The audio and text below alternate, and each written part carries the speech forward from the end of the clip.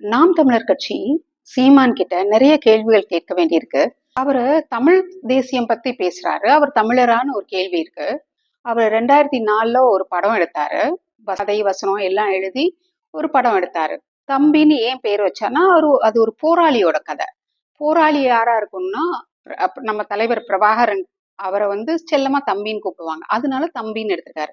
சரி, போராளிய தம்பின்னு பேர்ல எடுத்திருக்காரு தலைவர் பிரபாகருக்காக. ஆனா அதுல ஹீரோயினா நடிச்ச பொண்ணு ஒரு சிங்கள பெண். அவங்களுக்கு தமிழ் கூட பேச தெரியல. அது ஏன்? பிரபாகரை பத்தி எடுக்கிற படத்துக்கு ஒரு சிங்கள பெண்ணை ஏன் ஹீரோயினா போட்டாரு? இதுதான் முதல் கேள்வி. நாம் தமிழர் கட்சியோட அடிப்படை கொள்கை என்ன? ஈழத்தமிழர்களுக்காக நாங்க போராடுவோம்.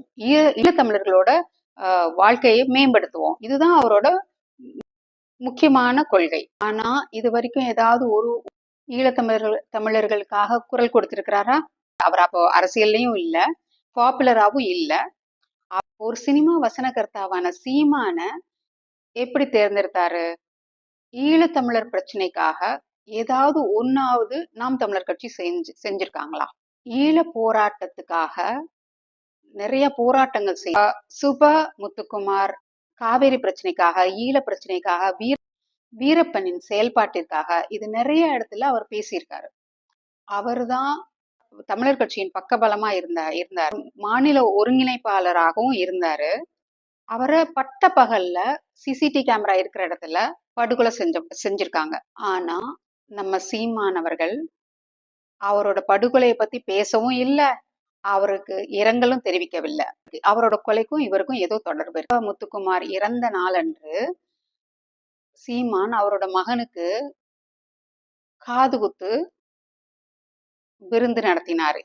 உங்க பேரு சைமனா, இல்ல நீங்களே வச்சுக்கிட்ட பெயரா? சீமான்ங்கிறது நீங்களே வச்சுக்கிட்ட பெயரான்னு அவருக்கு அதுக்கு மழுப்பலாதான் சொல்லுவாரு, இல்லைன்னா கோபப்படுவார். ஏன் மறைக்கணும்? நான் கிறிஸ்துவர் இல்ல தமிழர்னு ஏன் மறைக்கணும்? தம்பி பேரு ஜேம்ஸ், அது எல்லாருக்குமே தெரியும். அப்பா பேரு செபாஸ்டியன். அது எல்லாருக்குமே ஒரு குலசாமி இருக்கு.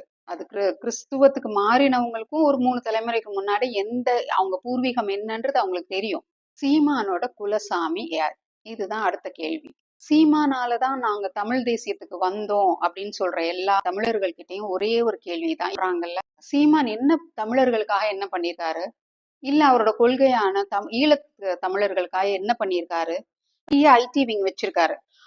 அவரை பத்தி நம்ம ஏன் பேசணும்? அவரோட கொள்கையில அவர் தமிழ் இதை பேசுங்கன்னு அவர்கிட்ட இந்த 5 கேள்வியும் கேட்டு பதில் வாங்குங்க.